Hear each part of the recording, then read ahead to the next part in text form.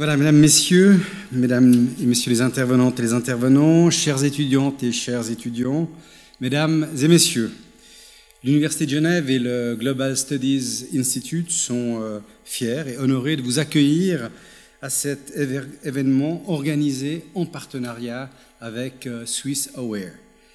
Le thème de l'édition 2024 de la Semaine des droits humains est les incertitudes de la démocratie. Et on va dire que ça rentre en résonance parfaitement avec le thème de cet après-midi pour cette table ronde intitulée « Quand la cybermenace pèse sur les démocraties ».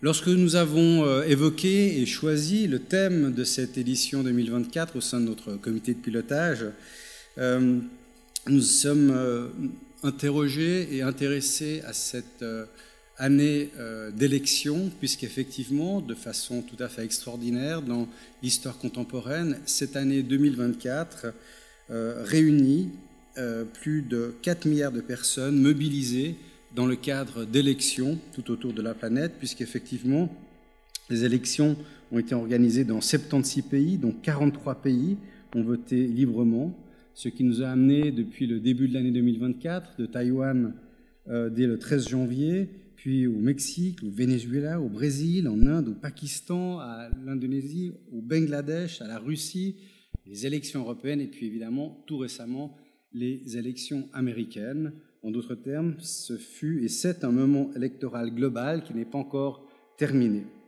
Et précisément, cette année d'élection nous rappelle que la démocratie n'est pas seulement un système d'agencement des pouvoirs, mais avant tout une exigence habitée par l'incertitude, où la souveraineté du peuple ne se réduit pas à la légitimation des gouvernements par le seul processus électif, direct ou indirect. En effet, la démocratie se caractérise par une incertitude fondamentale dans la mesure où elle est constamment soumise à l'épreuve de la discussion et du débat public tel que défini par la règle et les règles formelles et les normes fondamentales. C'est précisément par cette capacité à exprimer et à faire valoir leurs désaccords, leurs revendications, leurs protestations que les citoyennes et citoyens nourrissent cette incertitude. La démocratie est donc habitée par l'exercice du conflit, la persistance et le renouvellement des luttes. Dans ce contexte, la qualité de l'information est essentielle car elle façonne les préférences, vos préférences, les miennes, lors de ces processus électifs. L'information a donc toujours été une arme puissante depuis de nombreuses années et plus particulièrement avec l'émergence des réseaux sociaux d'il y a plus de 15 ans désormais, auquel on a accolé un nouveau terme qui en réalité n'est pas nouveau pour celles et ceux qui s'intéressent à l'histoire du pouvoir depuis l'Antiquité jusqu'à nos jours, puisque même si aujourd'hui on parle d'informations fake, fausses, falsifiées ou truquées, en réalité elle s'inscrit dans une longue histoire de notre civilisation. Précisément, et ça va être le thème d'aujourd'hui, à l'ère des réseaux sociaux, cette information se propage rapidement, de façon très globale, au point de générer de la mésinformation et de la désinformation. La première, la mésinformation, est tout simplement fausse, alors que la désinformation, non seulement elle est fausse, mais elle vise à nuire et à nourrir certains projets. Ce volet n'est qu'une facette des enjeux auxquels les menaces cyber font peser sur le fonctionnement de nos systèmes, car les risques et les risques stratégiques qui pèsent sur le fonctionnement de nos sociétés occidentales, mais au-delà, ont changé de nature et d'intensité. Aujourd'hui, en effet, le monopole de la violence échappe aux États et la guerre est devenue hybride, civile, interétatique, intérieur et extérieur, matériel et immatériel, tout cela en même temps. Et ces modifications bouleversent profondément les valeurs de nos sociétés, mais aussi bouleversent aussi la façon de mettre en place des dispositifs pour s'en protéger. On observe même une tendance inquiétante, notamment avec l'émergence de nouveaux risques qui amènent certains États à proclamer l'état d'urgence et avoir une normalisation de cet état d'urgence au nom de la lutte contre le terrorisme, par exemple, et qui impacte très fortement notre cadre législatif et le fonctionnement de notre démocratie elle-même. Une nouvelle dimension à la conflictualité s'est donc ajoutée avec ce vecteur cyber, rappelant l'importance croissante que celle-ci joue dans les rapports de pouvoir entre États, mais aussi dans le dialogue entre la population et ses gouvernements. Ce système de réseau d'information qui associe des infrastructures, des services et des données ouvre une nouvelle dimension à la conflictualité qui échappe aux logiques territoriales et géographiques et qui s'affirme comme un espace stratégique à part entière au croisement du militaire, de l'économique et du sociétal. Avec le cyberspace, le cyberspace soulève de multiples interrogations autant techniques, stratégiques que politiques, mais aussi éthiques et morales. Et c'est à ce tour d'horizon qui peut paraître ambitieux, il l'est, je ne vous le cache pas, mais complexe, que nous allons nous confronter aujourd'hui avec 4 experts que je vais avoir le plaisir de vous présenter dans quelques instants. Mais avant tout cela, j'aimerais donner la parole à Cécile Meyer, vice-présidente de Swiss Aware, qui nous permet d'organiser cette table ronde aujourd'hui. Cécile, c'est à toi.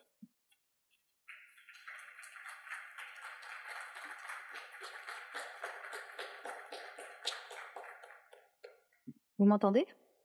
Magnifique. Bonjour tout le monde. Pour nous, Swiss Aware, c'est une association à but non lucratif qui est basée à Genève et qui met justement l'humain au centre, au cœur du réacteur, d'un point de vue de la cybercriminalité.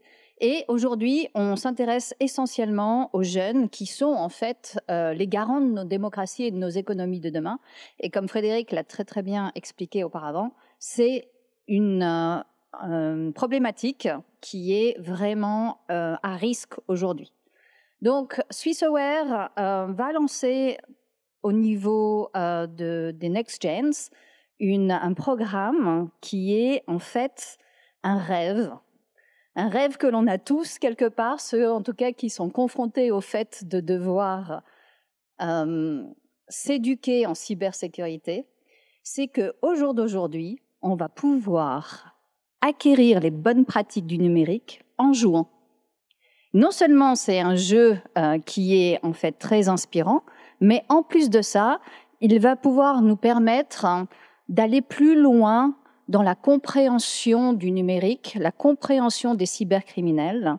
Et ce jeu, qui est voué pour les Next Gens de moins de 25 ans, est aujourd'hui en période de test à l'université. Et Frédéric nous fait le plaisir de nous allouer aussi des jeunes de son équipe et des étudiants pour tester, pour qu'on puisse en fait au mieux des pratiques collées aux problématiques des jeunes. Il faut savoir qu'ils sont 60% à être victimes de cybercriminalité avant leurs 16 ans et qu'ils sont en Suisse 98% à avoir un attel et donc du coup ils sont exposés beaucoup plus que le reste de la population.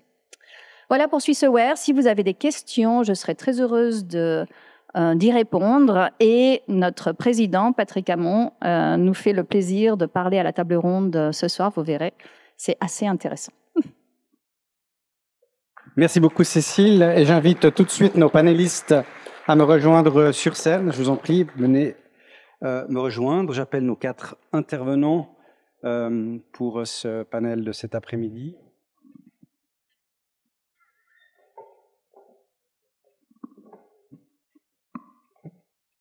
Pardon.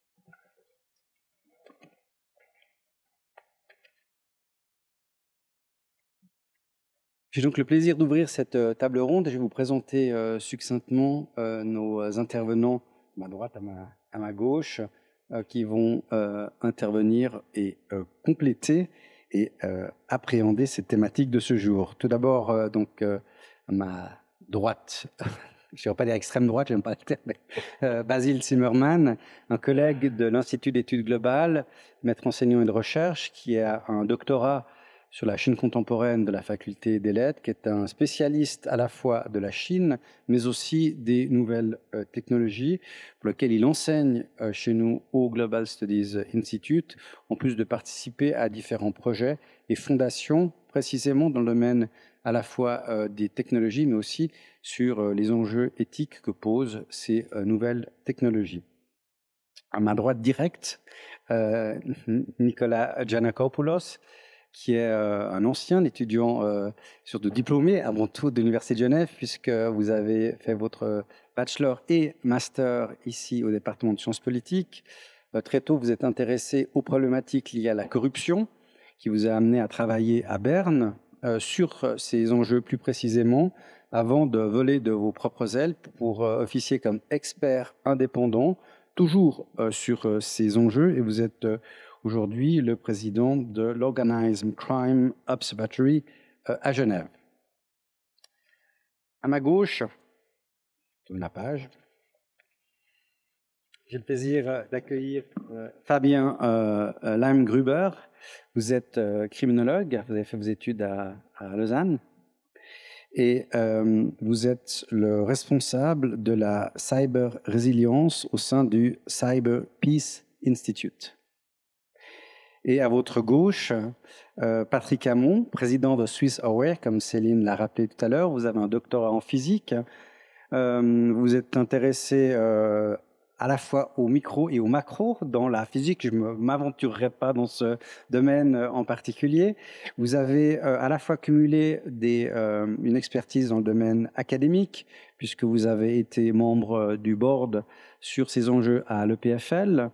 Vous avez été également responsable au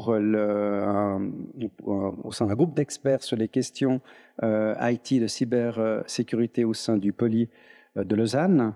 Et actuellement, vous êtes président de votre propre entreprise dans le domaine cyber et à la tête de SwissAware, donc cette association qui vise aussi à diffuser le savoir et à vulgariser au fond aussi les enjeux liés aux questions de cybersécurité.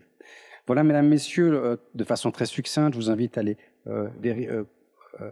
apprécier le profil très complet de nos intervenants. Et on va commencer tout de suite avec vous, Basile Zimmermann, peut-être pour un point, je dirais, global par rapport à ces enjeux et effectivement ces menaces. D'un point de vue très macro, en quoi ces enjeux pèse-t-il sur, je dirais, la gouvernance démocratique globale et, je dirais, les politiques intergouvernementales au sein de notre communauté? Merci. Une question facile. En réfléchissant à la table ronde, j'avais envie d'aborder ça de manière encore plus large, plus globale peut-être. J'ai essayé de réfléchir pour moi quels sont, après 25 ans de recherche dans des thématiques liées à celles d'aujourd'hui, quelles sont les dimensions principales et puis les enjeux finalement, parce qu'on cherche des solutions. Alors pour moi, il y a 3 dimensions et je vois 2 axes de solutions. Donc la première dimension, ce que je vois, c'est on est dans cette course à la vitesse et à la réduction de distance. Donc toutes ces technologies, par exemple, je mettais des semaines pour aller de Genève à New York, je vais en avion, ça prend quelques heures. Je voulais parler à quelqu'un qui est très loin, je prends mon téléphone, je lui parle tout de suite. Donc on cherche des choses qui vont nous faire aller plus vite, et puis ça ouvre des espaces de possibilités pour des choses qu'on ne veut pas du tout. Donc c'est ça qui se produit de manière systématique. Deuxième dimension, le changement. Ces espaces qu'on a créés, de plus en plus, ils changent très rapidement. Le dernier exemple que tout le monde connaît, c'est ChatGPT. Et il y a 2-3 ans, il n'y avait pas. Et puis c'est déjà de nouveau en train de changer. Donc ça pose une difficulté parce que si on a trouvé des solutions, peut-être dans 6 mois, elles sont plus valides. Ou même 6 jours ou 6 heures. Ça va vraiment très vite. Et puis la troisième dimension, c'est la complexité. Je suis assez vieux pour avoir connu les Commodore 64. Je crois que c'est pas le cas pour tout le monde ici, mais ces premiers ordinateurs, c'est même pas les premiers, c'est les premiers grands publics, on pouvait les comprendre en entier. Et je parle hardware et software. Aujourd'hui, plus personne ne comprend rien. C'est n'importe quelle machine, elle est beaucoup trop compliquée, même pour la meilleure personne la plus spécialisée. Donc il y a un défi de compréhension. On est largué. On voit ce qui rentre, on voit ce qui sort, on ne sait pas ce qu'il y a au milieu. Alors, qu'est-ce qu'on peut faire? Moi, je vois 2 axes. Et tous les gouvernements travaillent sur ces deux axes, qui sont un peu des questions de formation. Le premier, c'est qu'on doit changer nos méthodes d'analyse. Là, j'espère surprendre en disant que je pense que ça vient des lettres. C'est là qu'il y a ce dont on a besoin. On doit être capable d'analyser très vite quelque chose qui vient de se passer. Si vous avez un email, c'est du phishing, ben, c'est l'analyse littéraire qui va vous dire. Mais l'analyse littéraire, ça veut dire qu'elle ne doit pas seulement nous parler de Flaubert et de Shakespeare. Donc on a besoin d'adapter ces techniques au changement et à la vitesse.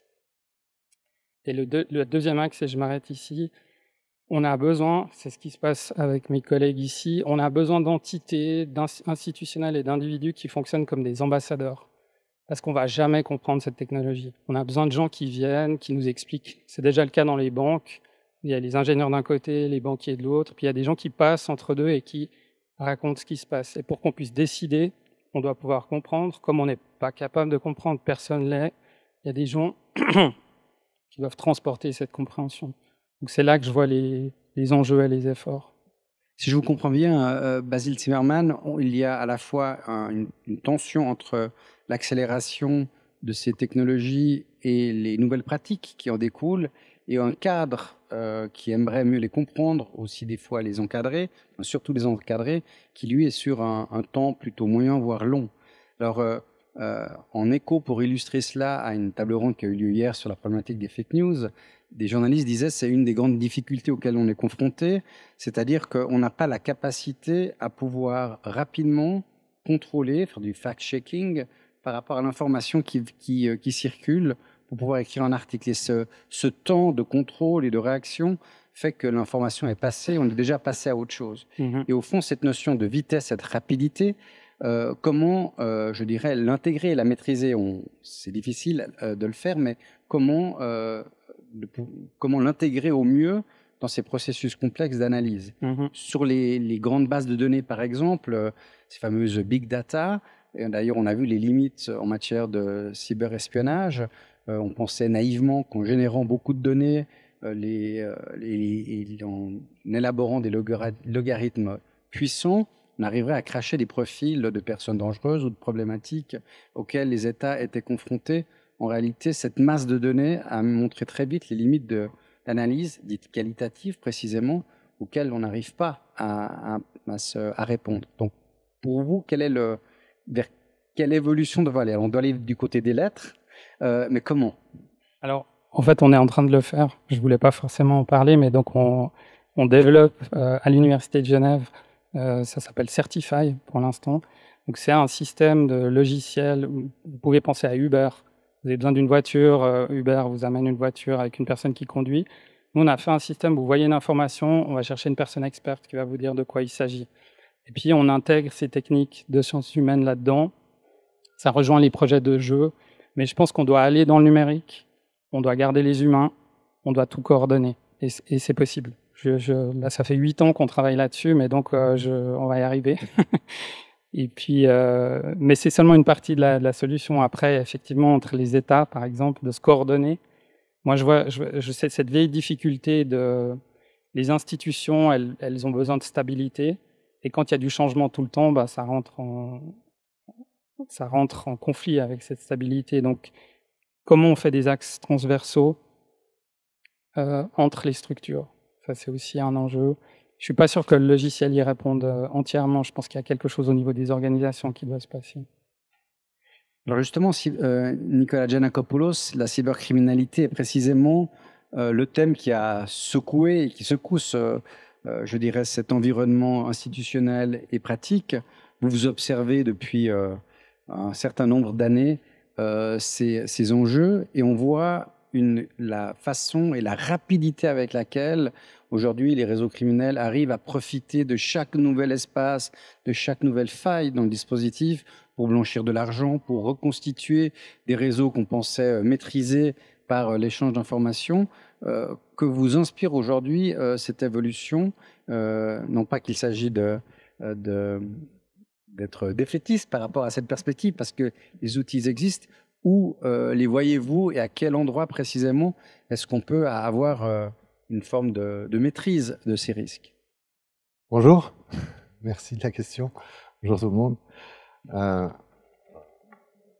si on parle des risques de cybercriminalité ou du passage ou de l'intégration de la cybercriminalité avec la criminalité, je dirais, de structure classique, les deux coexistent.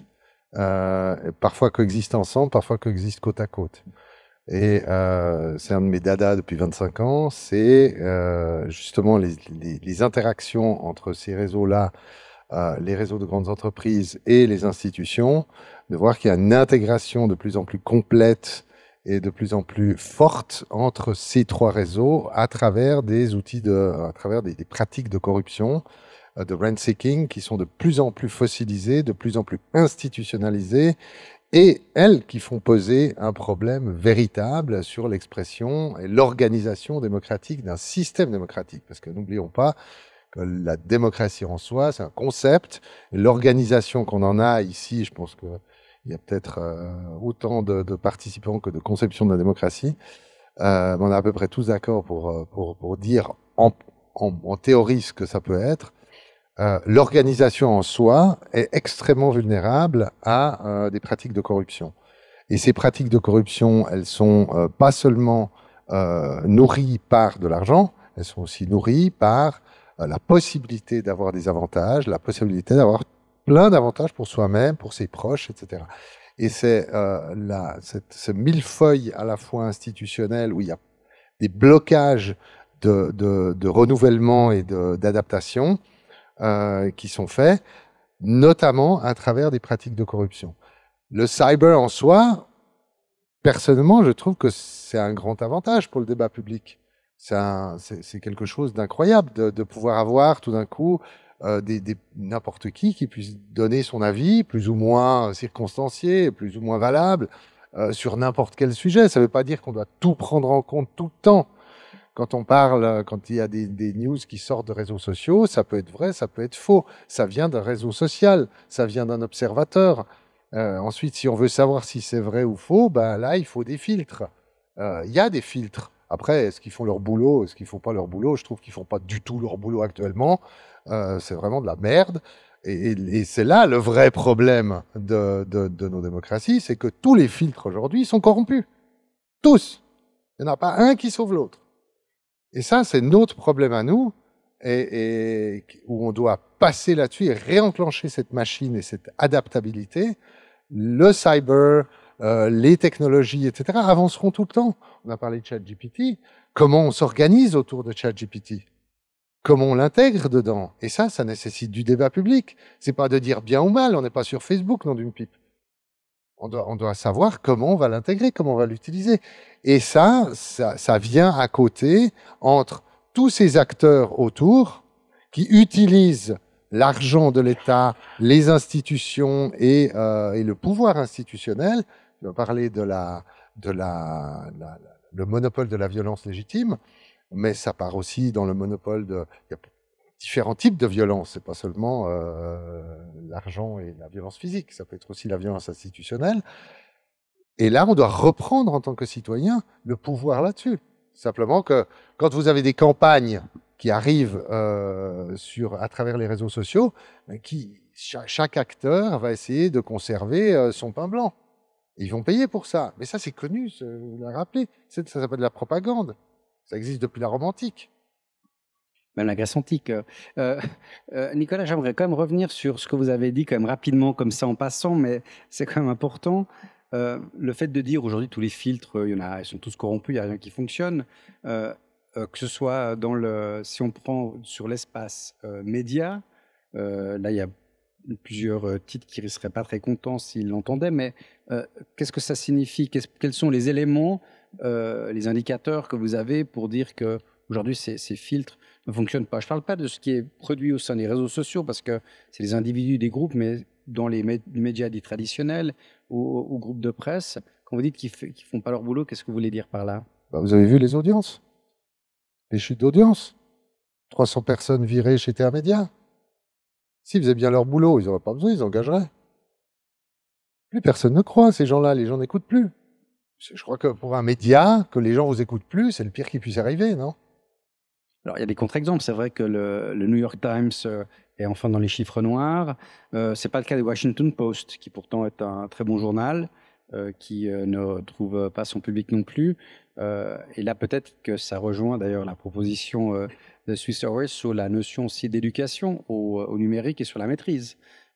Et là, c'est un autre débat hein, sur la capacité à pouvoir aussi identifier ce qui est considéré comme étant un média sérieux. Je ne parle pas des médias professionnels, mais qui peuvent faire un travail avec une éthique professionnelle où l'information est effectivement vérifiée. Et puis de l'autre, ceux qui le font à titre même de loisir, ce qui n'enlève pas la qualité de ce qui peut être fait, mais en tout cas qui laisse une certaine marge d'appréciation sur ce qui est produit. Le deuxième point sur lequel je voulais revenir, c'était pour poser le cadre du débat, sur ce que représente aujourd'hui la part du cyber dans le volume, je dirais, des affaires de crime organisé. On a souvent évoqué le chiffre de 15% du PIB sur le plan mondial. On n'a pas vraiment d'éléments, mais enfin, il y a des tendances. Quels seraient les indicateurs, en tout cas les marges ou l'échelle à l'intérieur duquel on peut situer aujourd'hui ce que constituent et représentent les affaires du crime organisé sur l'espace virtuel? Alors, je ne vais pas monopoliser la parole non plus, mais je suis en train d'écrire un article là-dessus. Les statistiques par rapport, je prends un biais hein, un peu, c'est l'utilisation des crypto-monnaies dans les affaires criminelles, où la part des échanges en crypto-monnaies qui sont considérés comme soit criminels, soit illégales. Le 80%, ces 3 dernières années, correspondent à des violations de sanctions. Ça, c'est purement politique. La part sur les marchandises et les services illégaux, on parle d'à peu près tout, hein, trafic humain, trafic de drogue, fraude, cyberphishing, etc., fraude volontaire ou involontaire. Elle est assez stable et elle représente une très faible part du volume total des échanges de crypto-monnaies. C'est un indicateur qu'on peut avoir aussi parce que c'est traçable. Les gens qui pensent que la crypto-monnaie, c'est pas traçable, c'est faux. Totalement faux. Et du coup, comparé à ces volumes-là, le reste des trafics criminels reste largement prépondérant en matière de volume et en matière d'échange, aussi en matière de logistique. Parce que derrière chaque affaire criminelle, il y a une logistique. Et cette logistique, elle empoisonne toujours plus. Déjà, il y a 25 ans, quand je travaillais à Berne, j'avais le secret espoir qu'il y avait quand même plus de 50% des échanges internationaux qui étaient légaux. Aujourd'hui, j'en ai plus beaucoup. Mais la part cyber reste encore assez faible. Et ces nouvelles technologies sont très vite intégrées dans les affaires criminelles et elles sont très vite utilisées à un potentiel que parfois on ne soupçonne même pas, avec une créativité incroyable. Alors, on a souvent en tête, et c'est souvent des fois le postulat de départ, de penser la cybercriminalité comme une action envers des entreprises publiques, des entreprises privées ou publiques, mais les entreprises, on voit moins ce type d'action envers des populations plus exposées, et voire notamment des ONG. Je me tourne vers vous, Fabien Leimgruber, c'est notamment votre spécialité au sein du Cyberspace Institute, précisément sur le développement et la part de ces attaques, ces cyberattaques contre le secteur des ONG. Est-ce que c'est une activité en constante croissance et qui effectivement révèle le caractère très global aujourd'hui de ces cybermenaces qui ne concernent pas que le secteur privé ou public, mais aussi des portions de la société qu'on aurait pensé peut-être moins exposées? Bonsoir tout le monde. C'est une excellente question. Et c'est vrai que souvent on oublie, quand on parle de cyber, on parle de digital. Finalement, il y a des conséquences sur le terrain. Et souvent, voilà, on parle de cyberattaque contre le secteur privé, on parle de conséquences, on nous dit « Ah bah voilà, ça impacte un peu les finances », mais finalement, 6 mois plus tard, tout va bien. Alors quand on attaque des acteurs humanitaires, des ONG qui finalement aident des populations vulnérables sur le terrain, les conséquences sont très différentes. On se dit toujours, particulièrement dans le monde humanitaire, mais on est les gentils. personne ne va vouloir nous attaquer. Finalement, on est là pour faire du bien, on est là pour aider les autres, il n'y a pas de raison qu'on veuille nous cibler. La réalité, c'est que sur ces 4 dernières années, on a trouvé plus de 120 000 incidents de cybersécurité qui impactent des organisations non-profit. Alors expliquez-nous, parce que autant qu'on peut comprendre que des entreprises soient attaquées pour des questions économiques, on va bloquer votre plateforme Internet si vous êtes une compagnie aérienne et que votre business plan est que en ligne. Pour une ONG, quelle est au fond, je dirais, la demande de rançon, les motivations qui vont amener des cyberattaques contre elle? Je dirais qu'il y a 3 raisons principales aujourd'hui. Excusez-moi, votre micro un peu plus haut. Avec plaisir, comme ça. Voilà. Je dirais qu'il y a 3 raisons principales aujourd'hui. La première, c'est déjà pour ce que font ces organisations à but non lucratif sur le terrain. Suivant le pays, vous pouvez imaginer qu'il est... Suivant le pays, suivant le pays, il y a vraiment des régimes qui sont totalitaires, qui ont un intérêt de stopper les activités de ces organisations sur le terrain, ou d'avoir un impact négatif sur les opérations de terrain. C'est vraiment la première raison. On le voit notamment sur les attaques étatiques. Finalement, le secteur du not-for-profit, c'est le second le plus ciblé après les systèmes de télécommunication et d'information. C'est assez impressionnant, on n'y pense pas. C'est la première raison. La deuxième raison, c'est typiquement pour le type d'information aussi que ces entreprises, enfin ces entités génèrent. Vous l'avez tous vu à Genève, le CICR a été victime d'une cyberattaque il y a 2 ans maintenant, le vol de plus d'un demi-million de données sensibles. Et là, quand on parle de données sensibles, on ne parle pas d'informations bancaires, de numéros de téléphone, etc. On parle de gens qui sont déplacés, des relations avec les familles, d'activistes, de dissidents, des informations qui finalement revendues à des États peuvent mettre la vie de ces personnes en danger. Deuxième raison. Et la dernière raison, finalement, elle est aussi basique que le reste, c'est l'argent. L'argent, le secteur humanitaire, le secteur du non-profit génère des milliards en donations chaque année. Et en même temps, il n'y a pas de focus sur la cybersécurité. C'est-à-dire qu'aujourd'hui, quand vous avez un donateur qui donne de l'argent à une organisation, il va le donner dans un but précis, en règle générale, opérationnel. Moi, je veux aider le Soudan, donc je veux que mon argent soit utilisé sur le Soudan, je veux pouvoir démontrer que mon argent a été utilisé sur le terrain. Mais la réalité aujourd'hui, c'est que le secteur not-for-profit est aussi allé au travers d'une transformation digitale. Vous voyez, dans des camps de migrants aujourd'hui, on voit des gens avec des tablettes, ils prennent des données sur les migrants, mais il n'y a pas d'argent pour protéger ces infrastructures, protéger ces données. Il n'y a pas non plus l'argent pour attirer des experts. Genève est un terrible exemple. Genève, avec sa place financière forte, qui cherche tout le temps des experts en cybersécurité, comment les ONG peuvent être compétitives d'un point de vue salarial sur une place comme Genève? Quasiment impossible. Et de l'autre côté, il y a des groupes cybercriminels qui sont des businessmen, des businesswomen, qui disent mais en fait le retour sur investissement est super génial si j'attaque une non-for-profit. J'ai pas besoin de mettre beaucoup d'efforts, j'ai pas besoin de mettre beaucoup de ressources en place, un petit coup de chat GPT au travers d'un email de phishing, quelqu'un clique, je détourne 20 000 francs, 50 000 francs, finalement ça fait ma journée et ça m'a pris une demi-heure. Et ça, c'est assez terrible, et c'est un peu les conséquences aujourd'hui qui montrent l'augmentation de la cyberattaque contre le not-for-profit. Il faut que ça vous décourage de faire vos bonnes œuvres et de soutenir des ONG, bien sûr, mais effectivement, ça alors amène une notion qui était celle évoquée en introduction, celle de la culture du numérique. Alors, effectivement, on est dans une équation financière pour les ONG qui est presque un cercle vicieux parce que la recherche de fonds est difficile. Et des fois, je pense que ça doit être difficile de justifier cet argent pour augmenter sa capacité à résister aux cyberattaques, parce qu'on s'éloigne effectivement de l'objectif, même si au fond, sans cette protection-là, les objectifs principaux de ces ONG ne peuvent pas être atteints.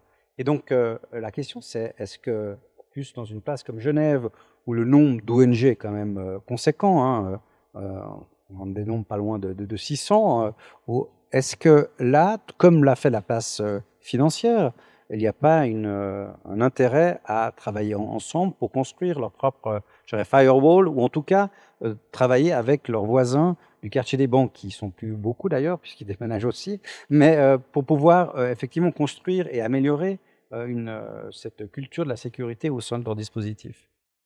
Je pense en même temps c'est une opportunité qui est géniale. Parce qu'aujourd'hui, les donateurs, finalement, c'est toujours un peu les mêmes donateurs qui donnent de l'argent à ce domaine. Mais les défis amenés par le numérique, ça permet en fait d'approcher de nouveaux acteurs qui n'étaient pas dans cette approche précédemment. Je donne un exemple. Au Cyber Peace Institute, on a mis sur place il y a 3 ans maintenant un programme qui s'appelle les Cyber Peace Builders, qui veut en fait prendre des experts de la cybersécurité pour les mettre à disposition gratuitement d'ONG. Et tout l'enjeu, en fait, c'est de convaincre le secteur privé derrière, parce que les experts, je disais, ils ne sont pas dans les ONG aujourd'hui, mais ils sont dans le secteur privé. Donc, c'est faire payer le secteur privé pour qu'ils mettent leur partie de responsabilité de due diligence, finalement, sur les engagements pour le secteur not for profit, et de les faire payer, et surtout de les faire mettre à disposition du temps d'experts sur le temps de travail. Et si en fait on arrive à créer ce nouvel écosystème, et Genève est un super bon exemple, on a énormément d'experts à Genève, si on arrive à faire travailler ces acteurs entre eux qui avant ne travaillaient pas entre eux pour aider ce nouveau secteur d'activité, là on a vraiment l'opportunité de créer quelque chose de génial qui vienne de Genève pour aider le reste du monde. Voilà, pour nos étudiantes et étudiants qui se demandent qu'est-ce qu'ils vont peut-être faire plus tard pour leurs études, là vous avez un secteur important qui est en train de se développer ici, même à Genève. Il y a un acteur dont on a peu parlé, c'est l'acteur politique jusqu'à présent. Avant de permettre à Patrick de s'exprimer, je vais quand même vous entendre encore un instant là-dessus, parce que vous avez un volet politique particulièrement, je dirais, l'action politique accompagne l'action humanitaire, elles sont effectivement liées. Et selon vous, en dehors du développement de bonnes pratiques qui peut se faire au sein des ONG, la question d'un soutien, en tout cas d'une sensibilisation politique, paraît nécessaire. Le politique, ça fait maintenant plusieurs décennies qu'il a fait du numérique un de ses enjeux, en long et en large, au niveau du canton et de la Confédération, pour l'exemple de la Suisse, au niveau européen, que ce soit au niveau de l'Union européenne, au sein des grandes bases de données d'Europol et d'Interpol. C'est quelque chose pour lesquels on a connu un essor assez fulgurant. Il n'empêche, à vous entendre, j'ai l'impression que c'est un vrai emmental encore sur le plan sécuritaire entre l'espace ONG, celle de la finance, puis même celle de l'État, parce qu'il faut rappeler aussi que des communes en Suisse ont été hackées ces dernières années, là aussi avec des mobiles qui peuvent peut-être surprendre, mais qui sont au fond aussi crapuleux que pour des ONG. Alors sur le plan politique, que doivent selon vous faire, ou est-ce que c'est d'ailleurs ce levier-là qui constitue une des prochaines étapes, ou vous pensez que finalement c'est vraiment l'écosystème ONG qui doit s'organiser avant tout, sans attendre un soutien, sauf s'il est financier bien sûr, mais du politique? La situation est assez complexe, c'est vrai, en particulier en Suisse. Si on regarde la cybersécurité suisse avec Mélanie, la centrale d'alerte à Berne, qui travaille uniquement pour des organisations critiques. Et après, on peut se demander qu'est-ce qu'une organisation critique? Est-ce que c'est uniquement le réseau électrique suisse? Est-ce que des ONG, finalement, sont critiques pour la réputation, l'image de la Suisse à l'international, sur l'engagement humanitaire de la Suisse à l'international? Donc là, il y a tout un défi. Il y a quand même certaines villes, je pense notamment à la ville de Genève, qui se démarque un peu des autres. On a notamment un partenariat avec la ville de Genève pour aider les associations genevoises à renforcer la cybersécurité, mais c'est quelque chose qui est encore très lacunaire. C'est très lacunaire parce que c'est complexe. On s'inquiète d'abord au tissu économique, donc on le voit, il commence à y avoir des démarches qui sont mises en place pour les entreprises dans différents cantons, dans différentes villes, pour accompagner sur les mesures de cybersécurité. On parlait de l'exemple de la ville de Rolle, de Montreux aussi, qui ont été attaqués. Il y a des éléments qui se mettent en place pour protéger les communes. Mais finalement, le défi, c'est toujours la même chose, c'est cette sensibilisation, c'est l'effort de communication. Et on est toujours sur le basique. Rigole, on a le panneau ici HTTP sans le S, qui est toujours un élément clé de la cybersécurité. Mais le problème est toujours le même, c'est le basique.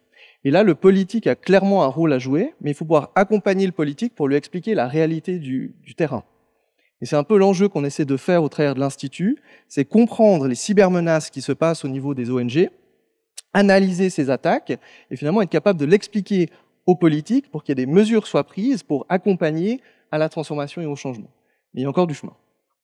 En tout cas, je vous remercie de nous confirmer que la U300 est un trou dans la sécurité de l'université. On a maintenant la preuve. Je me tourne maintenant vers vous, Patrick Hamon. Donc, j'évoquais tout à l'heure votre cursus sciences dures, si je puis dire, puisque en tant que CEO de ACP, de Azure Cyber Protection, vous avez à la fois cette connaissance technique de ces enjeux, et puis également, puisque vous avez été dans ce groupe d'experts du Financial Times sur les enjeux effectivement du numérique. Donc, vous avez vu aussi le côté, je dirais, utilisateur et les enjeux économiques que ça peut constituer. Après avoir entendu vos trois collègues, qu'est-ce que vous pensez au fond du dessin de cet écosystème cyber? Sur quoi, selon vous, les risques aujourd'hui pèsent le plus? Merci Frédéric, excellente question. Je pense que les risques auxquels nous sommes confrontés aujourd'hui sont les plus profonds et les plus essentiels de l'histoire. Comme vous le disiez si bien lors de votre remarquable introduction, le risque des informations et le risque de mésinformation est un risque qui est très ancien. Aujourd'hui, il existe en réalité deux changements finalement. L'un de ces changements est le fait que ce risque a été amplifié par différents facteurs et la technologie moderne, donc cette cybermenace est un facteur de multiplication de ces menaces qui est extraordinaire. Bon, ceux d'entre nous qui sommes un petit peu amateurs de cinéma, nous souvenons sans aucun doute de Citizen Kane, William Randolph Hearst. Et en réalité, Citizen Kane était en réalité peut-être le prédécesseur de Mark Zuckerberg ou d'Elon Musk. La question qui se pose de nos jours est en réalité que l'information a au sein de notre société des conséquences particulièrement importantes, à tel point qu'elle peut changer les informations, ça a toujours été le cas, mais deux éléments. Cette information est de plus en plus difficile à tracer, comme cela a été dit, du fait la question d'authentification de l'information, la question de provenance de l'information est aujourd'hui plus que jamais une question ouverte. En réalité, nous parlions de l'importance de la presse. La presse est un vecteur important d'information, mais malheureusement, en elle-même, elle n'est plus suffisante. La majorité, surtout des générations les plus jeunes, ne lisent pas la presse. Ils reçoivent des informations à travers des canaux détournés, et ces canaux ont en réalité une très faible notion d'identité, une très faible notion de provenance, et de ce fait sont des canaux idéaux pour la désinformation, la mésinformation utilisée à des fins politiques, potentiellement. Donc on se retrouve avec un scénario, et aujourd'hui, l'information est finalement peut-être le vecteur de vulnérabilité au monde cyber le plus important qui soit. Nous sommes passés des transactions purement financières à une certaine époque aux infrastructures critiques. Que pourrions-nous faire? Arrêter l'électricité, le gaz, etc. Aujourd'hui, à utiliser l'information comme vecteur de propagande ou de déstabilisation politique de manière entièrement opaque. Et je vais être très rapide, je dois exprimer mon désaccord avec mon collègue.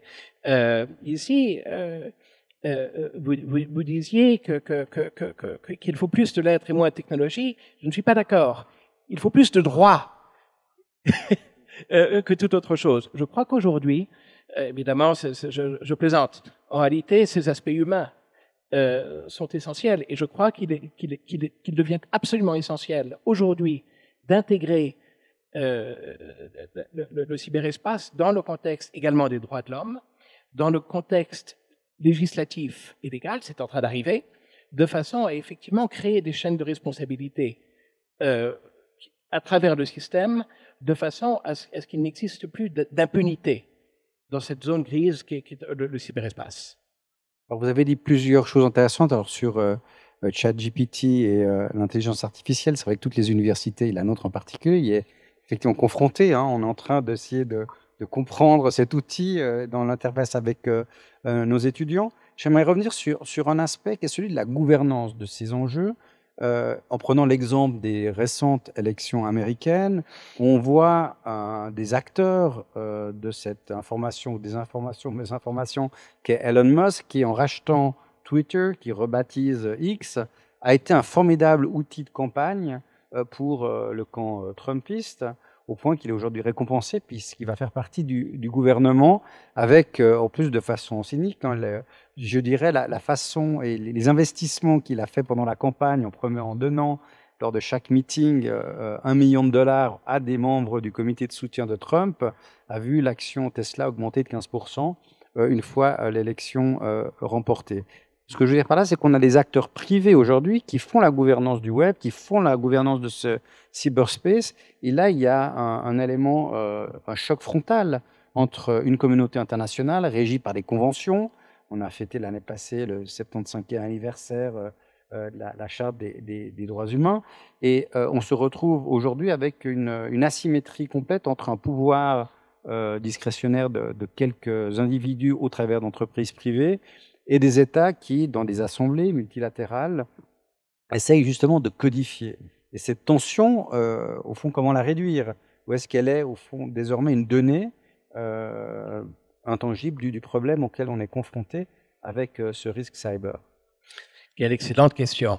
À mon sens, je crois que la réponse est multifactorielle. D'un côté, il faut effectivement que le contexte à la fois humanitaire et le contexte législatif s'adaptent en réalité à cette nouvelle menace.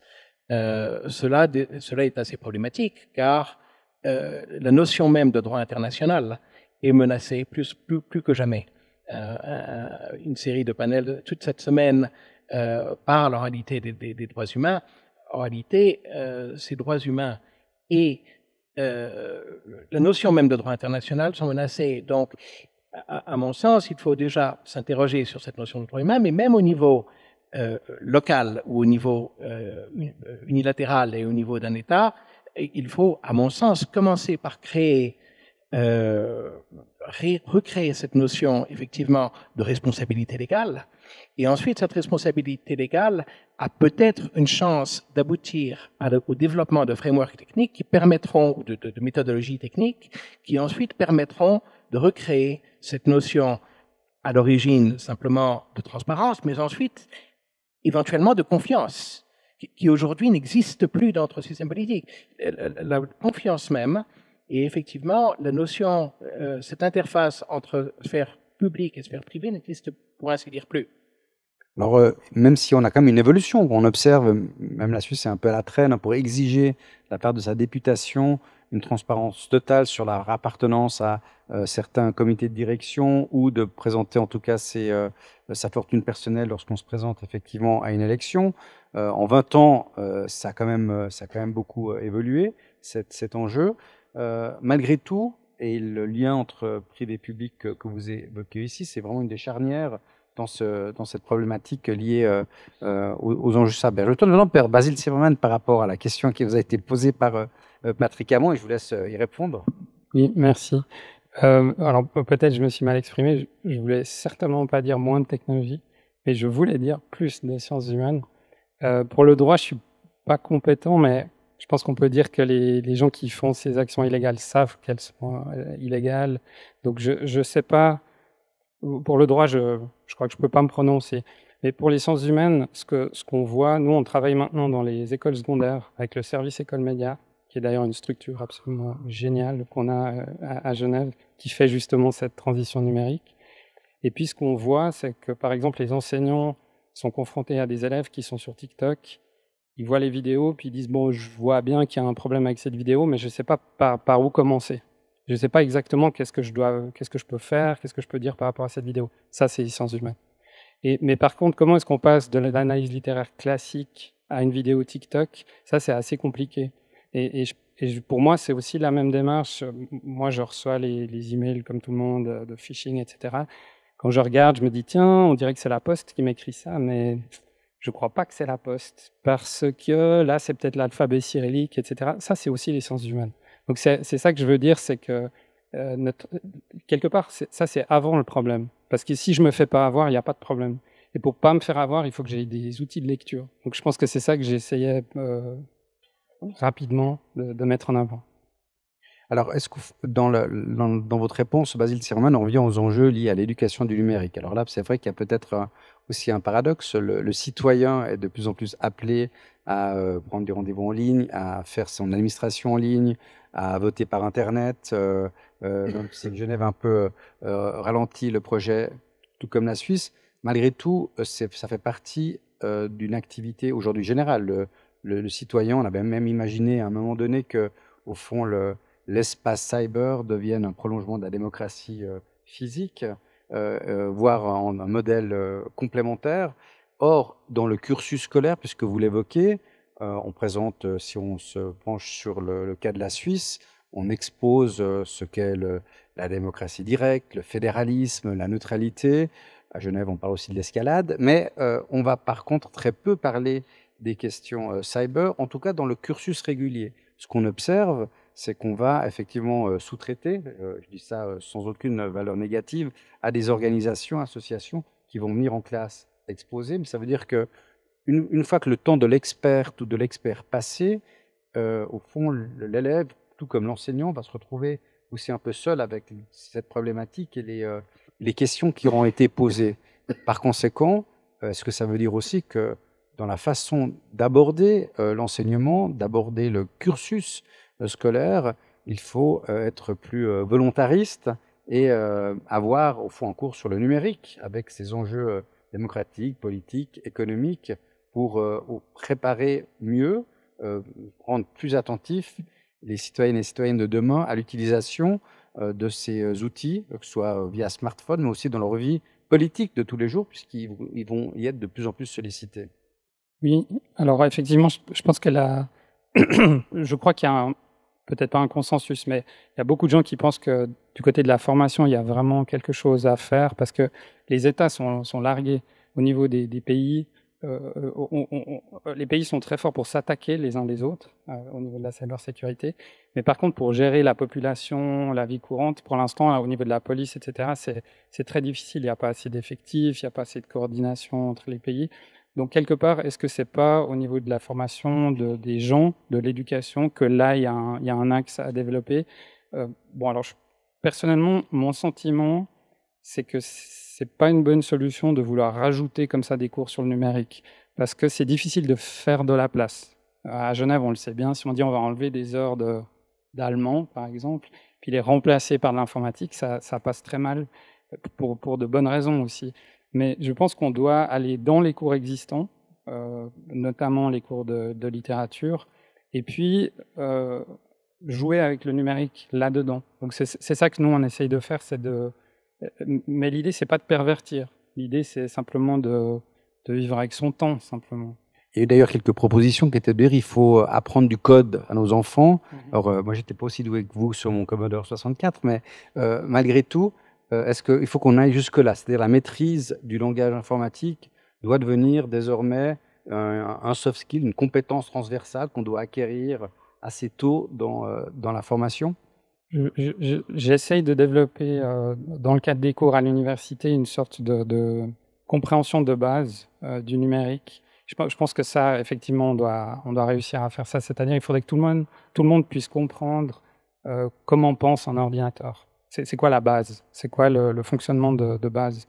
Personnellement, j'ai appris à coder un seul programme, mais maintenant, je peux co-diriger des thèses en informatique, alors que je ne comprends pas du tout le code, mais je comprends bien la logique. Donc, je pense que d'avoir des bases de logique de ces machines, ça, c'est essentiel.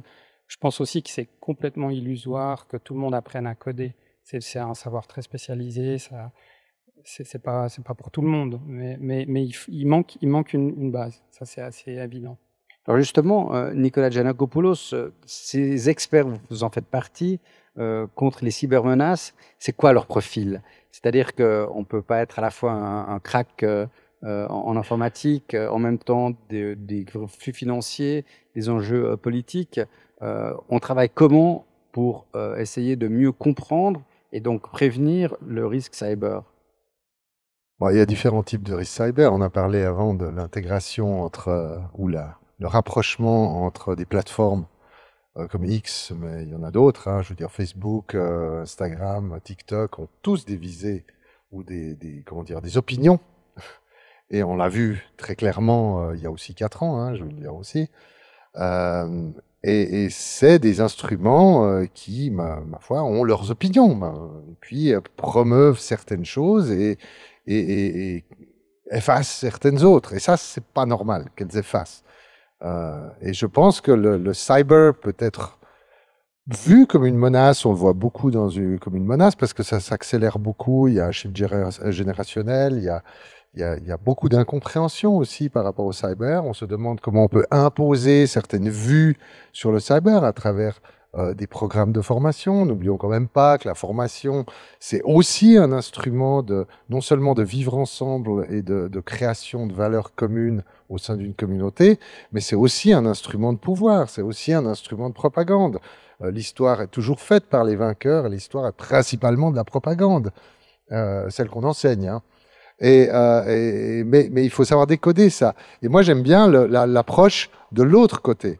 Parce qu'avec le cyber, on peut avoir beaucoup plus de démocratie, on peut avoir beaucoup plus d'organisation. Laisser aux gens la possibilité de s'exprimer et de s'auto-organiser. Parce que la force d'un système démocratique, c'est l'adaptabilité. Et le problème qu'on a aujourd'hui, quand on parle de menaces sur les institutions, de menaces sur la démocratie, blablabla, c'est principalement parce qu'on a un système fossilisé qui fonctionne comme au 19e siècle d'un côté, et puis on a la pression de l'autre côté, qui est à la fois de la tech, à la fois d'une certaine vision de la globalisation, ou deux différents types de visions de globalisation. On a des problèmes, enfin des enjeux générationnels, pas des problèmes. On a des enjeux financiers, et ces deux mondes, enfin on a un bottom population qui pousse vers une direction, et on a une institution qui freine de l'autre, à cause d'enjeux qui sont purement financiers, techniques, politiques, et qui dénote une inadaptation d'un système. Un système, ça s'adapte, il y a des boucles rétroactives. Si la boucle rétroactive elle est bloquée, bah, ça s'adapte plus. Et qui c'est qui craque? C'est pas la population qui craque, c'est le système. Donc est-ce qu'on veut continuer comme ça? On est sûr que le système va craquer. Mais l'hypothèse que vous mettez en avant, c'est celle qui caractérisait au moment de l'émergence des réseaux sociaux. On est 2009-2010.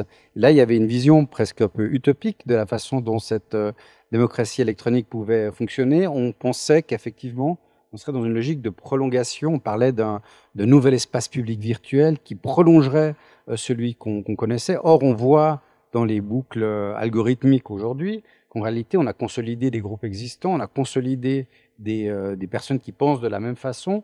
Et plutôt que d'ouvrir et de créer une forme d'horizontalité dans le débat, on a en fait renforcé un caractère très vertical. Et là, c'est le système, c'est la logique du système lui-même. C'est la logique des algorithmes. Oui, bien sûr. Il suffit de se poser 1 heure dans n'importe quel hôtel 5 étoiles, un lobby à San Francisco, Palo Alto, pour comprendre comment les codeurs qui codent tout ce que vous avez là-dessus pensent. Et ils sont convaincus qu'ils ont raison et que c'est la manière de faire. Que le monde doit être géré comme ça et doit penser comme ça. Et ça, excusez-moi, moi je pense pas comme un gars comme ça. C'est pas ma manière de penser. Je suis peut-être un peu plus international. Il faut beaucoup plus d'ouverture aussi dans les algorithmes. Il faut beaucoup plus d'ouverture sur la conception des algorithmes, et interdire certaines choses ou d'autres choses, ça ne résout jamais le problème. Donc il faut aller manifester à Palo Alto. Donc, il ne faut pas aller manifester rien du tout. Codez, apprenez à lire ce que vous recevez. Enfin, on a tous un cerveau, on peut tous faire on a encore ici, mon Dieu, la chance de pouvoir s'informer. Et je dois dire aussi que Internet est une plateforme de renseignement et d'enseignement formidable, qui est largement utilisée. Les jeunes ne sont pas des idiots, au contraire, ils sont en train de fabriquer le futur de demain, que des vieux cons comme vous et moi, on n'a pas tout compris, quoi. On va profiter justement de l'intelligence collective en ouvrant le débat pour permettre de poser des questions à nos intervenants. Nous avons un micro qui va circuler. Je vous remercie beaucoup. Vous allez prendre un des nôtres, vous donner un de ceux qui marchent.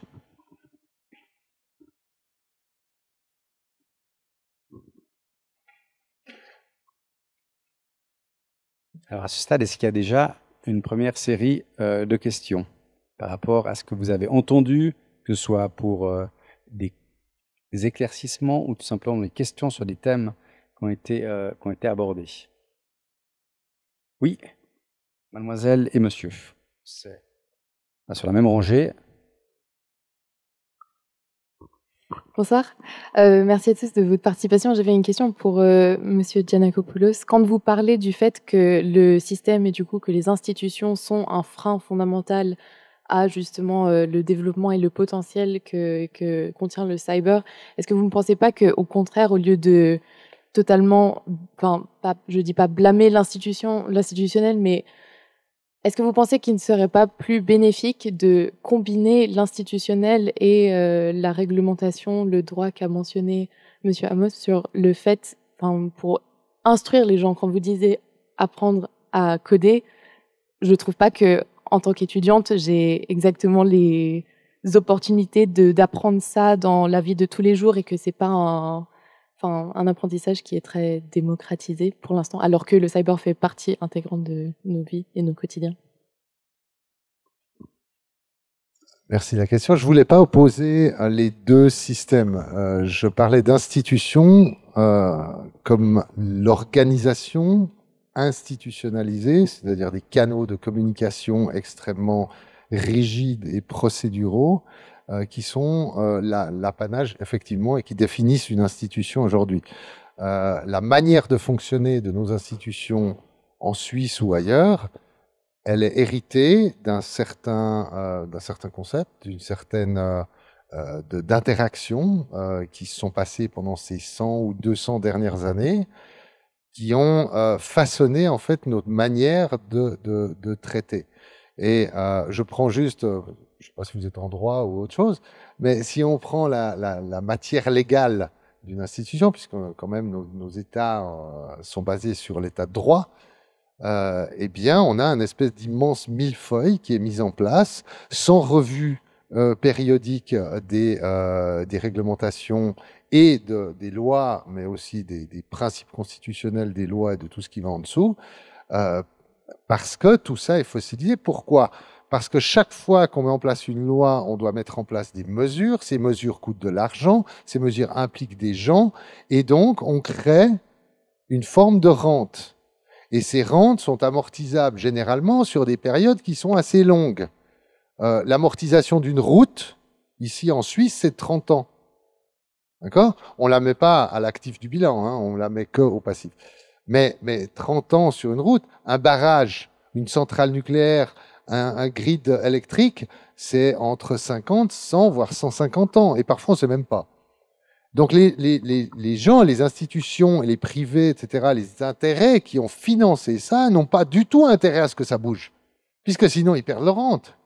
Et on crée comme ça constamment des rentes qui financent des systèmes de corruption et qui financent de la fossilisation et qui empêchent justement la boucle de rétroaction de fonctionner. Et le fait que la corruption ne soit jamais prise en compte dans aucune activité politique, qu'elle soit internationale, qu'elle soit même locale, c'est quelque chose qui est, pour moi, depuis 30 ans que je dis publiquement qu'il y a de la corruption en Suisse et puis qu'on me regarde avec des yeux de merlan frit en disant « Oh bon, c'est pas vrai, sérieux ?» Eh bien, je suis toujours étonné de voir que les gens pensent que tout ça fonctionne comme sur le papier. Vous avez le concept d'un côté, puis vous avez la réalité de l'autre. Et malheureusement, ce qu'on constate aujourd'hui, c'est que le concept, il va loin par là, très vite, et la réalité, elle va loin par là, encore plus vite. Et qu'à un moment, ça va casser. C'est pas très encourageant. Il y avait une deuxième question. Oui, monsieur, sur la même rangée. Bonjour, c'est Tim O'Hare, Fondation Impactia, aussi génération Commodore 64. On a vu ces dernières années, en particulier depuis 2 ans, les progrès absolument énormes des Large Language Models, des LLM, de ChatGPT. On a vu des modèles open source maintenant qui ont des performances qui rivalisent avec ceux des modèles fermés. On a vu le prix de la génération du texte par LLM chuter. Donc on peut générer un email par exemple avec un LLM personnalisé à un habitant pour environ 1 centime. Donc 100 000 francs pour toute la population suisse, 3 millions pour la population américaine. On vient d'assister à des élections dont on soupçonne qu'elles ont été très fortement influencées par la désinformation mue par l'intelligence artificielle. Et on sait par des études récentes que ces systèmes ont des pouvoirs de persuasion qui sont vraiment stupéfiantes. Est-ce qu'on n'est pas en train d'entrer dans une ère nucléaire de la désinformation et quelque part ce que vous présentez comme une évolution naturelle qui n'est pas bien grave, en fait c'est une situation dramatique et que cette guerre nucléaire, on la vit pleinement actuellement et que nos démocraties sont réellement menacées?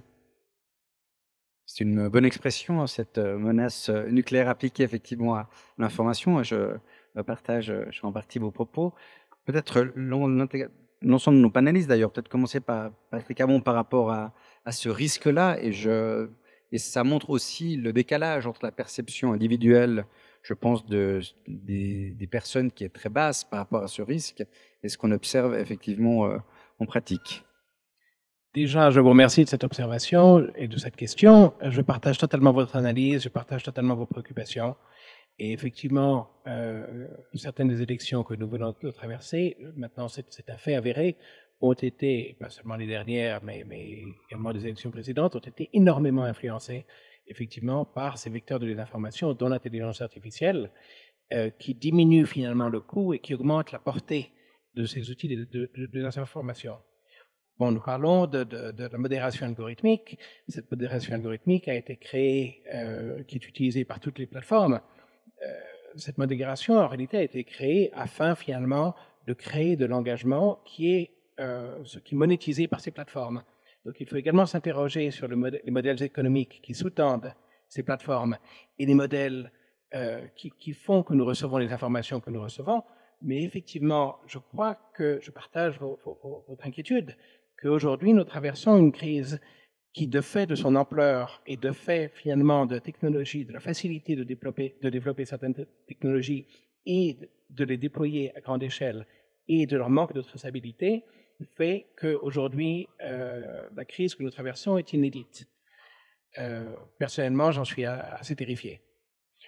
Fabien Leimgruber, est-ce que vous partagez ce point de vue?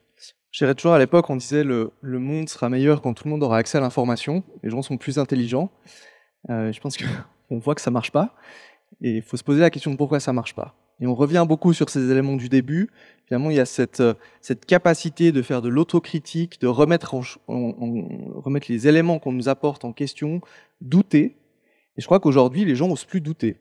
C'est quelque chose qui est venu, si on doute, on est différent des autres, on a un problème, on ne comprend pas, on passe pour un con. Et il y a vraiment ça qu'il faut arriver à remettre dans cette société, c'est avoir le droit de se tromper, avoir le droit de faire des erreurs, reconnaître qu'on fait des erreurs et savoir rebondir. Et là, je pense que la société dans laquelle on est aujourd'hui, et particulièrement aussi le système scolaire qu'on expérimente en Europe, on veut être dans la performance, dans le succès et surtout pas dans l'erreur. Ce fail fast des US, nous, on l'a pas du tout ici. Et ça met quand même pas mal en question un peu sur l'avenir de la société sur ces éléments-là. Par rapport à ce que vous venez de dire, il y a aussi un aspect pour moi qui m'intrigue, qui va dans le sens de la question qui a été posée, c'est qu'il y a un aspect très technique, effectivement, lié au logarithme, mais aussi un élément lié au comportement. Ce que j'ai trouvé très frappant dans la campagne actuelle aux États-Unis, c'est l'impunité, donc individuelle, qui ne dépend pas cette fois des logarithmes, mais l'impunité dans laquelle certains acteurs ont affirmé des énormités, ont défendu des thèses qui étaient innommables, sans que ça ait un impact, alors déjà électoral, et sans qu'au fond le contre-système d'information puisse se mettre en place. C'est d'ailleurs assez révélateur, puisque les démocrates ont essayé de faire campagne sur le risque pour la démocratie d'une arrivée de Trump au pouvoir, et c'était vraiment l'argument qui n'a pas du tout porté. Nicolas Giannakopoulos, c'est peut-être répondre sur ce point, sur cet hiver nucléaire de l'information. Il y avait une petite mème qui est sortie après les élections, même pendant les élections, je crois, où à travers un petit outil d'intelligence artificielle, je ne sais pas qui, a repris toute une série d'interventions sur CNN, MSNBC, etc., où ils ont remplacé le mot « our democracy » par « our bureaucracy ».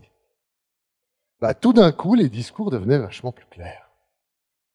Et enfin, c'est juste pour exprimer la chose. On peut dire, oui, effectivement, il y a de l'information qui va circuler, il y a de l'information vraie, il y a de l'information fausse, mais ça a toujours existé.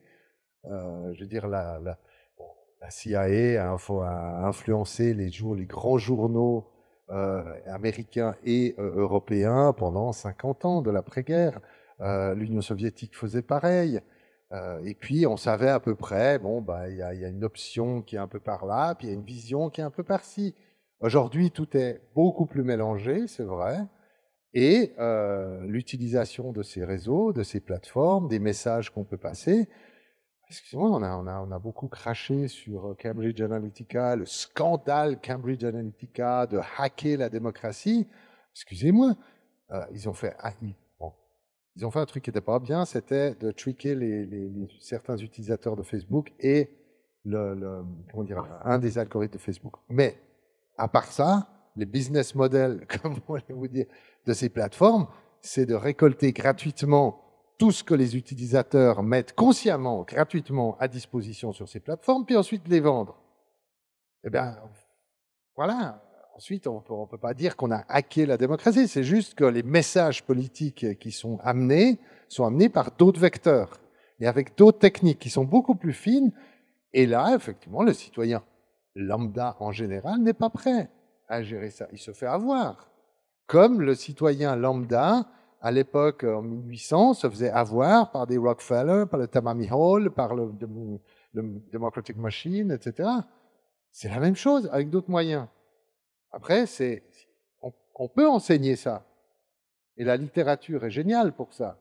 Parce qu'on a des exemples littéraires qui reprennent ça et qui sont toujours actuels.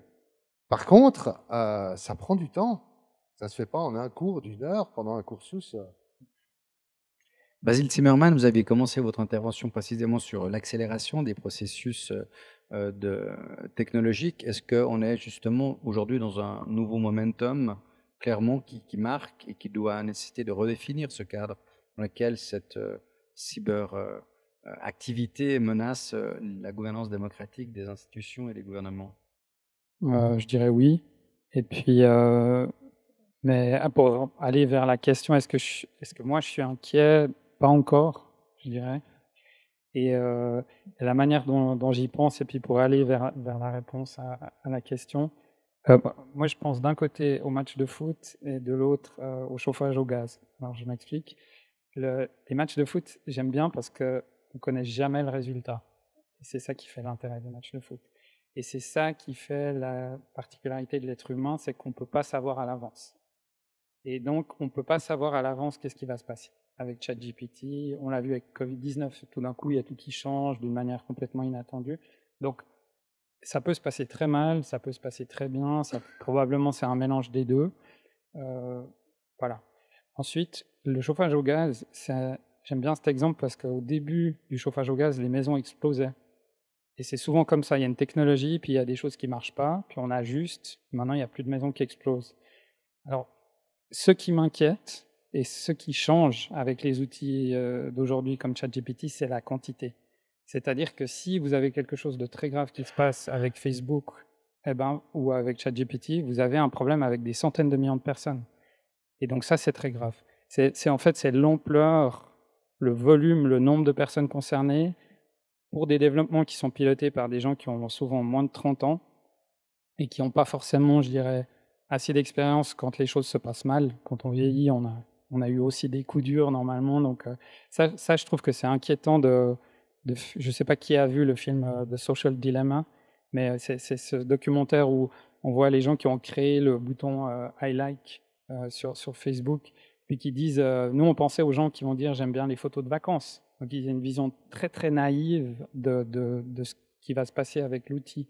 Et donc ce processus à grande échelle, on prend un risque, ça c'est sûr. Et est-ce qu'on aurait besoin d'outils pour ne pas prendre ce risque? Clairement, et là probablement c'est juridique, effectivement. Merci, on va prendre d'autres questions dans la salle. Oui, monsieur. On va venir vers vous.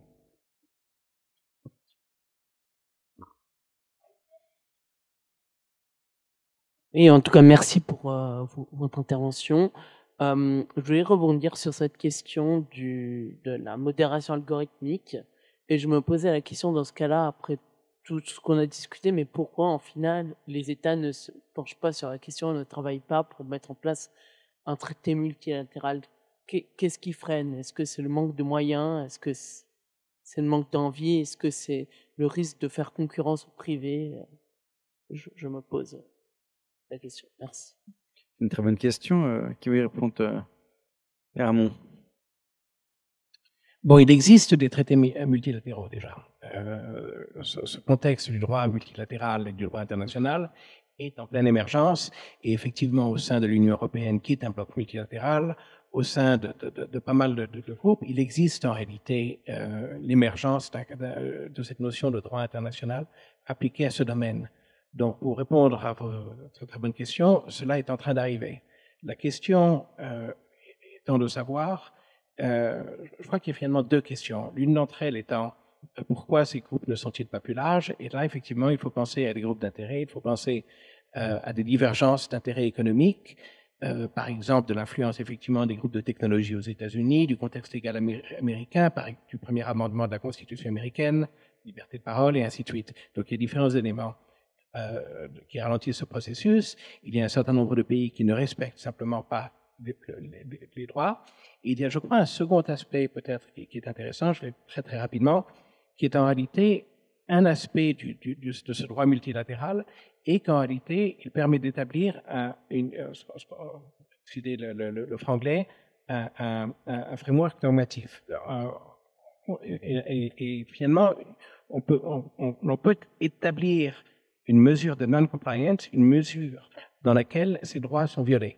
Et ça, c'est une chose peut-être intéressante. C'est effectivement, ces droits sont-ils respectés, oui ou non, mais dans quelle mesure le sont-ils? À partir du moment où on a un contexte législatif, un contexte normatif au niveau global, on peut mesurer dans quelle mesure on est en accord avec celui-ci et quelle note a-t-on finalement.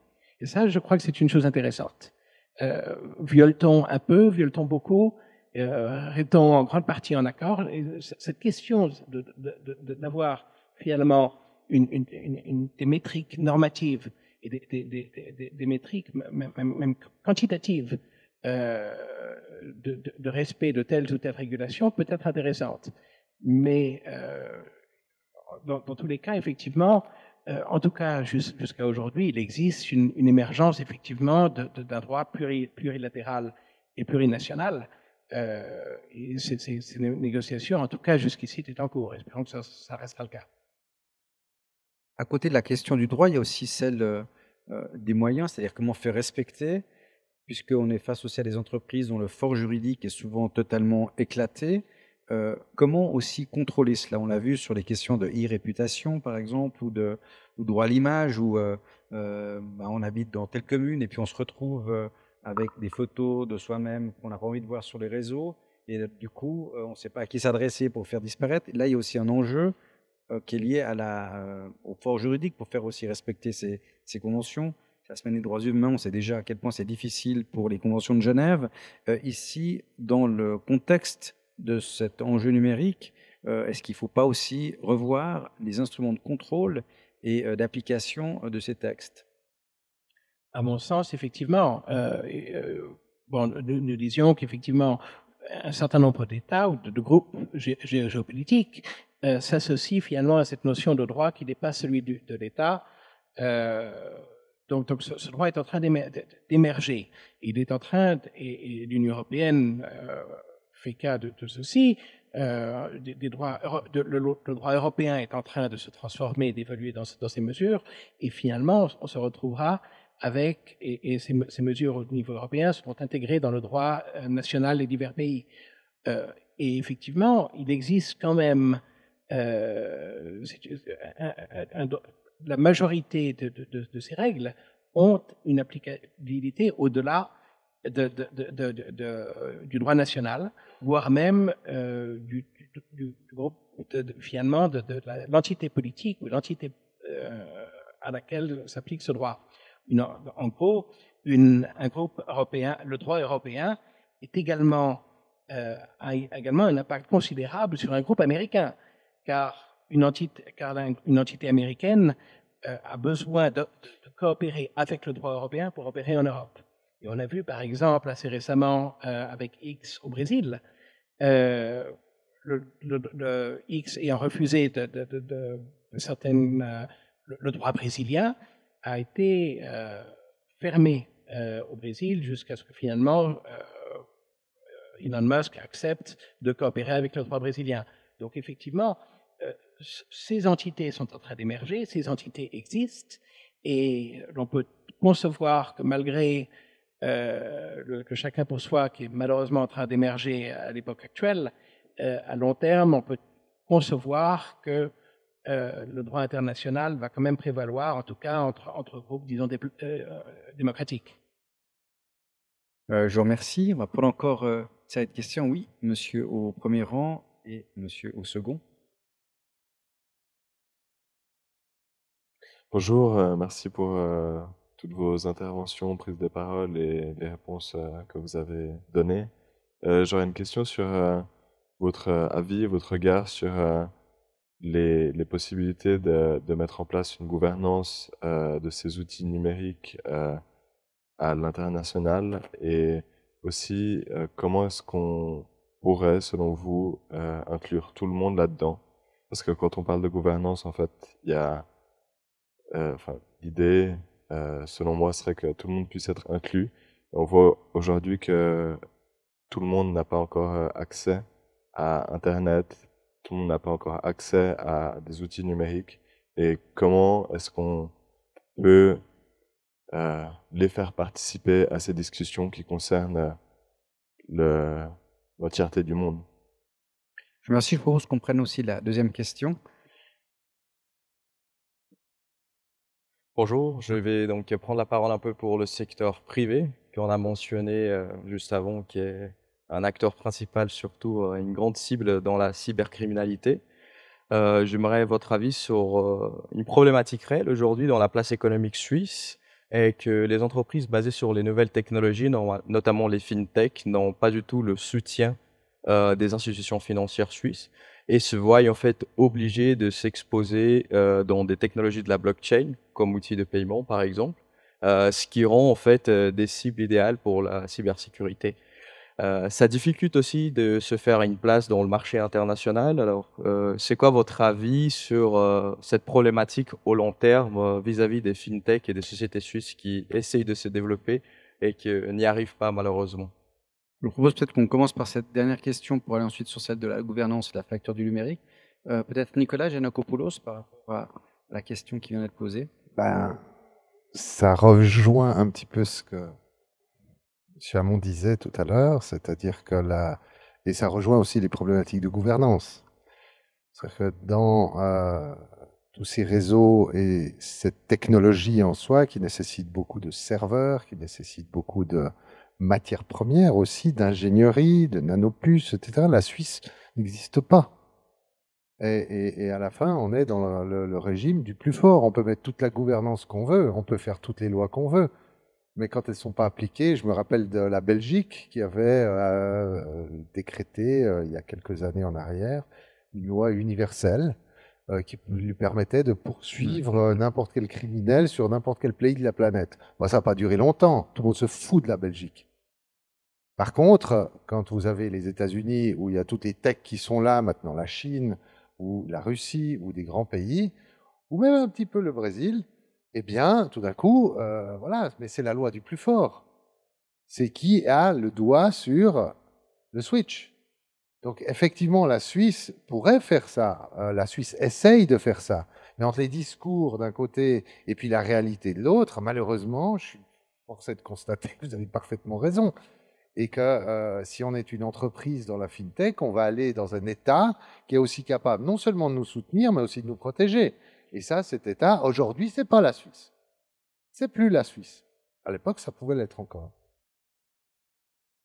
Patrick Hamon, vous partagez cette analyse assez claire sur la réalité aujourd'hui. Bon, je pense qu'il existe quand même des relais multilatéraux et des relais globaux afin de faire respecter, en tout cas, certaines notions de droit qui ont été adoptées dans un sens plus large. Des organisations comme Interpol, Europol et autres ont un aspect plus large que l'aspect purement national. Donc, certes, je pense qu'il existe finalement plusieurs aspects à cette question. L'une d'entre elles étant la capacité également de l'État de former, d'informer et de faire appliquer le droit national au sein de son infrastructure, et ça dépend effectivement du processus politique, du processus judiciaire et autres, de façon à ce qu'au moins ce droit soit appliqué. Et ça c'est effectivement une grande problématique.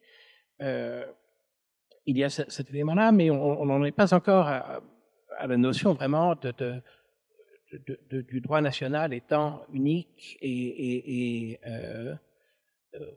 ou étant d'ailleurs factice et inutile, car il est applicable localement, mais également ayant des relais internationaux, même si ces relais sont malheureusement limités. Une fois de plus, je crois qu'on arrive finalement à cette question de savoir si effectivement mesurer le degré de compliance, de non-compliance, excusez-moi l'anglicisme, avec telle ou telle mesure normative. Je crois que ces questions sont importantes et essentielles. Alors, sachant qu'il y a des pôles d'expertise informatique dans quelques pays, est-ce qu'on peut encore envisager la gouvernance? C'était la question qui a été posée. Et est-ce que la notion de fracture numérique a aujourd'hui encore une importance, ou elle est encore aussi identifiable par zone géographique? Puisque on l'identifiait souvent par rapport aux questions d'âge, voire de sexe. Aujourd'hui, par l'effet des générations, ça tend à se gommer. Malgré tout, vous-même et pour vous également, Monsieur Fabien Gruber, est-ce que vous l'avez observé dans le cadre des activités de ces ONG dans le domaine du numérique? Merci. C'est une excellente question. C'est vrai que cette fracture numérique, on la voit encore, on la voit de plus en plus aussi, j'ai envie de dire, parce qu'elle est de plus en plus visible. Aujourd'hui, il y a de plus en plus de pays qui ont des statistiques sur ce qui est en train de se passer. En fait, on voit vraiment apparaître des zones d'ombre.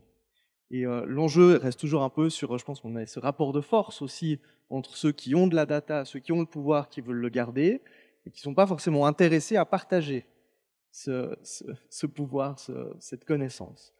De l'autre côté, on a toujours cette histoire d'âge.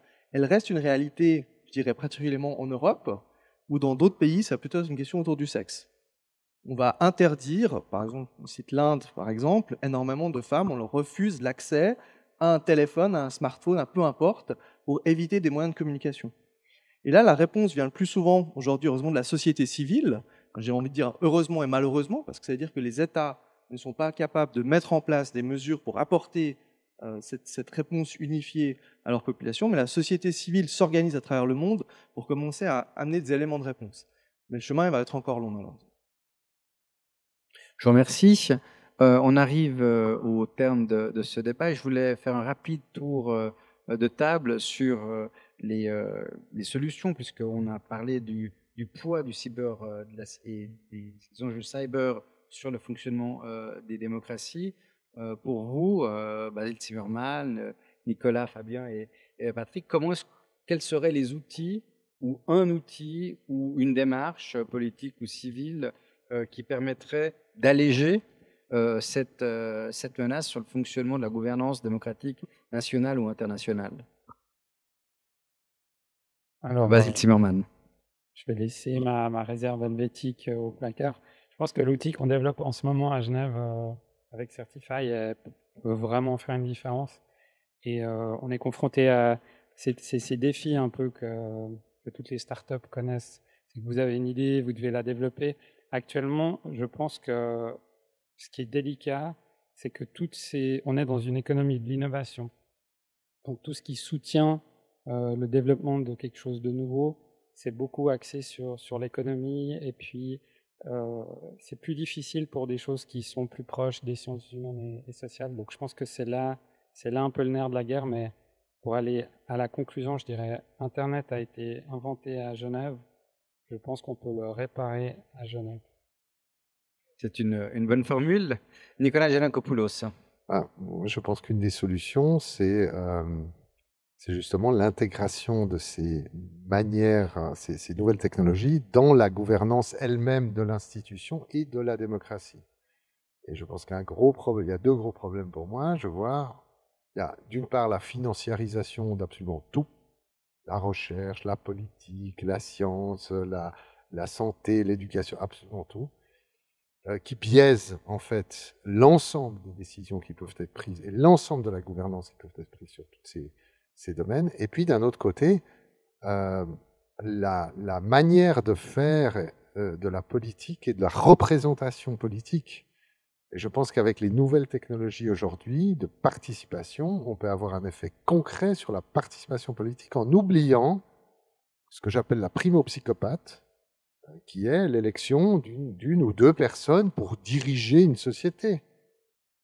On peut passer à autre chose et ça crée un cercle vertueux. Ça peut demander des efforts, ça va demander du temps surtout, mais le cyber, l'espace cyber, avec l'impact qu'il a sur la réalité et que la réalité a sur le cyber aussi, ça a des impacts énergétiques énormes, mais peut aider aussi à avoir beaucoup plus de démocratie et quelque chose de beaucoup plus ouvert et de beaucoup plus fluide. Merci Fabien Leimgruber. Peut-être pour compléter ce qui vient d'être dit, moi j'aimerais beaucoup qu'on parle plus positivement du cyber. Quand on voit aujourd'hui dans la presse, partout le cyber c'est toujours négatif, toujours des problèmes, jamais de solution. C'est que des emmerdes, mais c'est pas ça. C'est pas ça. Il y a effectivement des solutions, il y a du positif, et si on arrive à mettre vraiment le focus là-dessus, sur qu'est-ce que ça apporte de bien aujourd'hui, qu'est-ce que ça va apporter de bien demain, là vraiment, on va pouvoir construire quelque chose de nouveau dans ce nouveau cercle vertueux. On est encore un peu bloqué aujourd'hui, c'est vrai, par les médias classiques ou même les médias digitaux aujourd'hui sur ces aspects négatifs. Donc plus de positivité, ça ira mieux. Merci également pour rappeler qu'il y a beaucoup d'expériences aussi qui sont menées dans le domaine médical grâce aux questions cyber. C'est vrai qu'on l'a un peu occulté, mais c'était le thème de la table ronde. C'est bien de nous l'avoir rappelé, je vous remercie. Et Patrick Hamon. Bon, déjà, j'aimerais faire écho effectivement à cette note d'espérance. Tout cela n'est pas un ennemi. Toutes ces technologies nous apportent en réalité une facilité de communication pour le meilleur ou pour le pire. Elles peuvent créer des nouveaux modèles démocratiques, des modèles d'information. Il y a des éléments positifs. Mais ces éléments positifs, à mon sens, ne peuvent exister que dans le contexte où il devient avantageux pour ce système ou pour ses participants de développer ces technologies de cette manière. Donc il faut penser effectivement au modèle économique sous tendance aussi, de façon à effectivement, et le modèle de gouvernance, les deux étant coexistants, afin que ces technologies nous aident, plutôt que l'inverse. Aujourd'hui, j'ai très peur que ce que, de mon côté, je vois, ces technologies me font très peur. Non pas parce qu'elles sont particulièrement pernicieuses, mais parce qu'elles ont été développées selon des modèles économiques et des modèles de développement qui sont effectivement pernicieuses. Donc il faudrait, à mon sens, réintégrer effectivement cet élément humain, il faut réintégrer cet élément de gouvernance pour commencer à s'interroger sur la manière dont ces technologies peuvent être finalement déployées à bon escient. Et je pense qu'il en existe, mais il faut s'interroger à cela. La technologie elle-même ne fait que répondre à des incentives, ne fait que répondre à des contraintes, et il est temps que ces contraintes qui sont de nature humaine et légale, législative, économique, soient alignées avec le bénéfice de l'humanité. Merci pour ces mots. En tout cas, merci à vous toutes et à vous tous pour avoir partagé avec nous ces enjeux. On espère que vous en avez compris davantage dans cette articulation extrêmement complexe. Et je remercie nos 4 intervenants d'avoir amené un éclairage, pour ma part, que j'ai trouvé très significatif et surtout très complémentaire. La semaine des droits humains continue, puisque à 18h30, dans l'auditoire juste en face, nous poursuivrons avec un enjeu, j'ai envie de dire, tout aussi désespérant, c'est à voir la façon de pouvoir poursuivre la transmission de valeurs démocratiques en zone de conflit, en zone de transition. Ce sera dans le cadre des Geneva Human Rights Talks. C'est une conférence qui est animée par les étudiantes et étudiants du GSI. On vous y accueille dès 18h30. Et puis demain, vous avez derrière moi les événements qui s'affichent normalement. Également la suite de ce qui vous attend, sachant que l'événement de clôture sera vendredi à 18h30, notamment avec Kamel Daoud, récent lauréat du prix Goncourt, pour parler de la question de l'identitarisme. Voilà, merci beaucoup et bonne fin de journée.